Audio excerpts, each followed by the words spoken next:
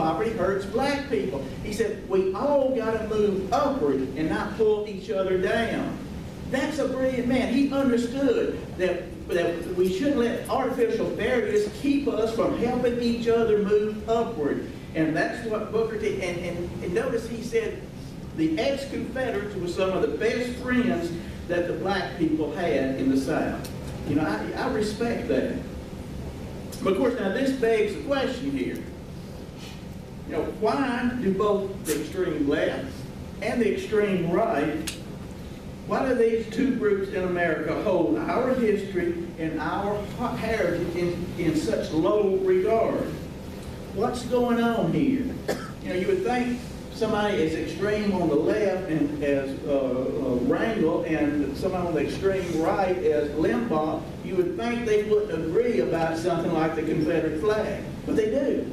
I mean, how many times have I love talk radio. I love listening to Rush Limbaugh, Sean Hannity. If it's talk radio, I'll listen to it. I love these guys. And I agree with them about 90% of the time. But 100% of the time when they start talking about the war, the South, slavery, race in America, they all follow the party line as if they were radical leftists. The South is evil, the North is good. Your ancestors fought to keep men in slavery, their ancestors fought to free men. That's American history 101 according to the politically correct establishment, and both the right and the left will regurgitate that. Richard Weber, who was a very well-known Southern political philosopher and historian, once said, quote, "The South took the defeat at Appomattox too serious and too literal." You hear what he said? The South took the defeat at Appomattox too literal and too serious. And think about that. What the world did he mean? What he was talking about was, yes, we had a military defeat. No, our principles were not wrong. Yes, we must quit fighting with swords and guns. No, we must never give up the cause of freedom and liberty and justice. That is our American duty, not Southern duty. That's what Richard Weber meant. He went on to say that the South became the defensive South and never took the offense. She conceded the moral high ground to the victor. The moral high ground is literally surrendered to the victor post-Appomattox. And let me explain what I'm talking about. She even allowed, the South even allowed the victor to name the war that it had so valiantly fought over. Civil War, the War of the Rebellion, the war between the states. All those terms were terms that the North used over and over and over. Why did they so eager to use those terms? Because it surrenders the moral high ground to the aggressor every time. Let me give you an example. Civil War. Civil War. Wait a minute. A civil war is when you have two factions fighting for control of the government. We had two governments fighting. The North, the aggressor, the South, the defender. So we didn't have a civil war. Plus, if you say civil war, then what were they fighting over? Well, of course, the North using its power of all the power of the media and of government. They've been forced to view that, well, it was over slavery. War between the states. Well, what about that term, war between the states?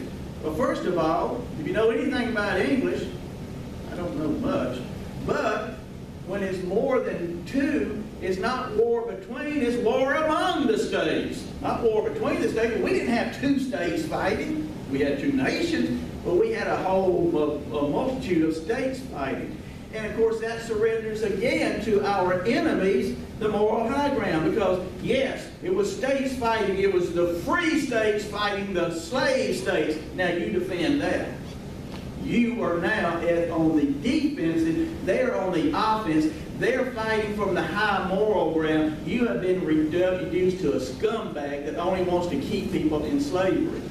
And of course, there are names that I do like, and I try to use as often as I can. Now we'll back up a little bit. Sometimes you have to use a short term. If I'm being interviewed on the radio, sometimes I have to say Civil War. I used to say the so-called Civil War.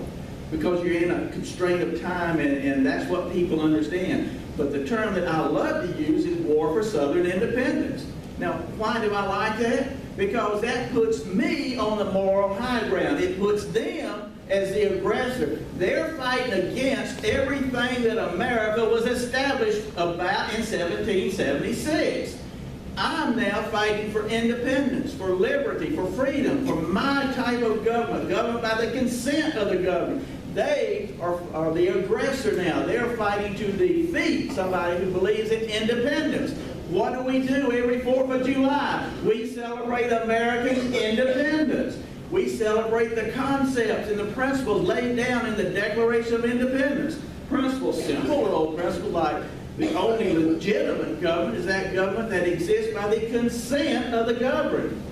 If it does not exist by the consent of the governed, it is a tyrannical government. We believe that all rights come from God, not from man and not from government. Therefore, rights are unalienable. This means that no tyrant can destroy your rights. Now, surely, tyrants can trample upon your rights. Adolf Hitler trampled upon millions of lives, but he did not destroy the right to those lives. That's why we call him a tyrant and a criminal.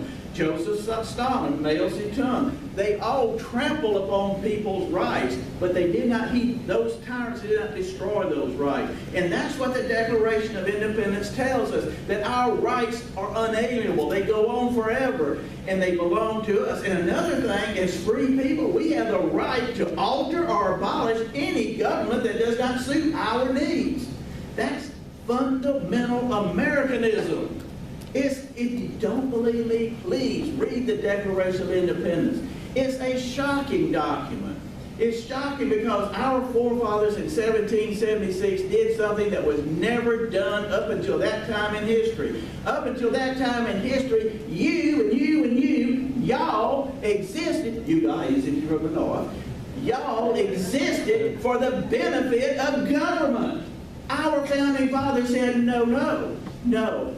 Government exists for the benefit of we the people. You see, our founding fathers had it right in 1776. Only 85 years later, your Confederate forefathers understood this government no longer meets our needs. We can't alter it, we're going to abolish it. That's all that they did. But of course, Mr. Lincoln would not agree with that. Independence is a noble task. And it puts, by talking about independence, we're on the high moral ground. In modern politics, taking the high moral ground and maintaining the high moral ground is absolutely necessary if one is to be victorious. In a mass democracy, now I know our founding fathers did not create a mass democracy, but that's what we have to do. In a mass democracy, how one feels always trumps logic and fact. Because it's a mob, it's essentially mob rule. Y'all know the term mob rule? See, a mob does not have logic or intellect. It is driven by emotion. That's why a mob can get riled up and they do things that you and I, or those individuals, when they're sane and stop and thinking, they would never do. That's why they call it, quote, mob violence. Because the individual probably would never have done something, but in a mob they think different. They act. Well, that's what mass democracy has turned into be. And we've allowed that mass democracy turn the tables on us. I'll give you a classic example. How many times, and I'm just as guilty as anybody, if somebody asks you for a quick retort, why was the war fought? Well, it's fought over states' rights. We fought for states' rights. Now, while historically and constitutionally correct, this surrenders the moral high ground to the Yankee, because you know what he's going to say. Listen, you probably heard this yourself before. So you believe in the states' rights to hold men in bondage and slavery. We Yankees believe in freedom, not slavery. You have lost the argument. I don't care how many facts you got. I don't care how you show them that they're incorrect. It doesn't matter, because they're thinking with their heart and their guts. And can you blame them? I mean, come on, think about it.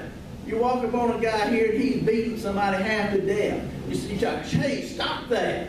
That's not right." "Oh, I have a right, constitutional right to do this." don't make any difference. That doesn't make it right. You think not logically, and to be logical, that wouldn't be right. And we know it's not right. That's where we have made our mistakes so many times. You know, whoever has the high ground, they are the ones who are going to be victorious. You know, the South must go on the offensive and take the high ground. That's something that we have not done, and something that Richard Weaver back in, I think it was 1956 when he wrote that, was he was pointing to that the South has refused to take the moral high ground and take the offensive. You know, we need to take the moral high ground. That's why we believe in independence, just like the Americans in 1776, just like what was written in the Declaration of Independence. We need to take the fight to the enemy, to those people, as Robert E. Lee would say. Take the fight to them for making economic and political slaves out of all Southerners. Economic and political slaves out of all Southerners. Notice I didn't say white people in the South. All Southerners, I don't care what color you are. All Southerners have been made economic and political bondage to the ruling elite. Now, how many of y'all realize that in Mississippi, before the war, there were more millionaires per capita in Mississippi than any state in the Union? After Appomattox, and since that time, it has held the dubious honor of being the poorest state in the Union. Coincidence, do you think? Is that what's going on here?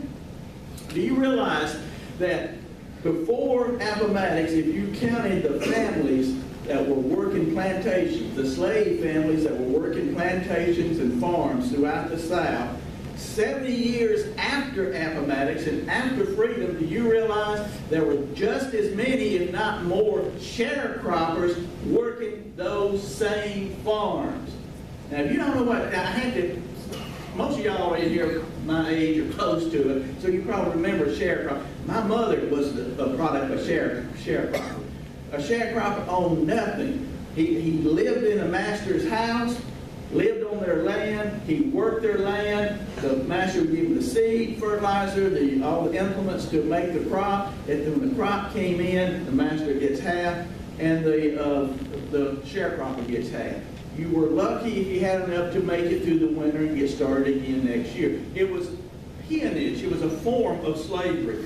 But what most people don't realize is there were more white family sharecroppers in the South than black family sharecroppers. So, you know, people that tell you that Mr. Lincoln freed the slaves, no, he didn't free the slaves. He enslaved free people. Everybody came under some form of bondage thanks to Mr. Lincoln. You know, we need to attack the victors for maintaining an empire for their benefit. Now, what do you mean, Mr. Kennedy? Did y'all see the Pew report about, I think it's 6, maybe 9 months ago, where they did a survey of the counties in America, the 10 richest counties in America. I didn't see y'all's county on there, so don't get excited. Out of the 10 richest counties, 6 of them were right in and around Washington, D.C. 1 or 2 counties was in New York, right around Wall Street, and 1 was right around Hollywood. Now there's the centers of power, prestige, and influence in these United States. But 6 of the richest counties in America are centered around Washington, D.C. What does every empire have in common? It takes from the periphery and brings wealth to itself. Why did all the citizens want to live close to Rome during the Roman Empire? Was it just an accident? Oh, let's go to Rome. Sounds like a good place to go. That's where the money, the power, the wealth, the prestige, the center of the empire. Unfortunately, post-Appomattox, we have become nothing less than an empire. The 10 richest counties being around Washington, D.C., that was no accident. That's where the money, the power, the prestige goes. And if you don't believe it goes there, don't pay your bill come, what is it, next Wednesday, Tuesday? You'll see what I'm talking about. Those people don't take lightly you not paying your toll to the emperor. You have to pay it. Actually, the death knell for the Confederate flag, our heritage, and ultimately our liberty, is the continuation of this non-political, non-aggressive defense of our rights as Americans and Southerners. You know, where are our Charles Wrangell? You know, I wish to gosh we had 2 or 3 like him on our side. Man, just think of the hell of a little we could raise every time something came up that offended us. We don't have that. Where is our Rush Limbaugh that would get on 600 radio stations and defend the cause of the South? I don't mean going out there and say you other people are wrong, but at least say, hey, let's look at this in an even-handed view. You know, Bill O'Reilly talks about the no spin, fair and balanced bunk. He's the most unbalanced human being on the face of the earth when it comes to dealing with Abraham Lincoln and the cause of the war in the South. I've never seen anybody so unbalanced, almost to the point of being mentally unbalanced. I'll give you a little factoid here. I've got a book coming out, hopefully this fall, and it's entitled Re-Killing Lincoln. You think O'Reilly's going to run out and get him a copy? Doubt it. Listen, do these statements that I just made, do they sound too radical? Do they sound like some kind of fevered latter-day neo-Confederate? You know, regardless of what the SPLC says, I'm not that radical. You know, the cruel and illegal conversion of these United States from a republic of republic into virtually a unitary, indivisible, and supreme government, more akin to an empire than a free government, that was predicted not by a Southerner, but by a Northerner on the floor of the United States Senate in 1861. A Northerner predicted this, warning America that Lincoln's war would destroy the sovereign states and replace it with a federal empire. Senator Joseph Lane of the state of Oregon said, and I quote, "A province of an empire is held by the oppressor as an integral part of his dominions. The yoke, once fastened on the neck of the subject, is expected, however galling, to be worn with patient and entire submission to the tyrant's will. This is the theory of despotism. When our government was formed, our fathers," remember this is a Northerner talking, he's telling the truth, our fathers, at one time Northerners and Southerners would agree with this. He went on to say, when our government was formed, our fathers thought that they had made a great improvement on the despotic systems of modern Europe. They saw the infinite evil resulting from coercing the unwilling obedience of a subject to a government which he abhorred and detested. They accordingly declared the great truth ever enunciated until then, that government derives their just powers from the consent of the governed. Now he quoted directly out of the Declaration of Independence there. He goes on, "A government without such consent, they held to be a tyranny."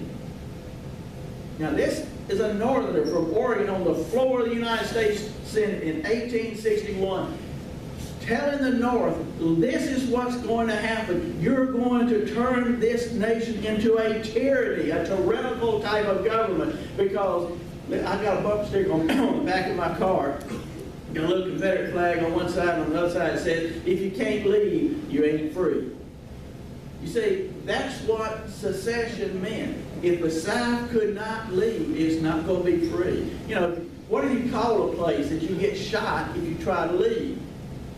Call that a prison.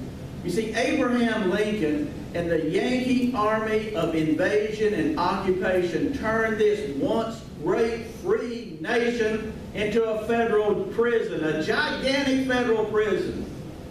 And unfortunately, our brethren up north don't realize it, but they're in this prison just like the rest of us. Just like the rest of us. You know, in 1861, Senator Lane was making the same argument against the use of force to save the Union as Edmund Burke made in England, in the English Parliament in 1776. Burke warned his fellow Englishmen that the use of force against America would not only destroy the Union between Great Britain and her colonies, but it would also be an attack upon freedom itself. Burke noted, by waging war upon the 13 seceded American colonies, England would, quote, deprecate the idea of freedom itself, end quote. He noted that, quote, the thing you fought for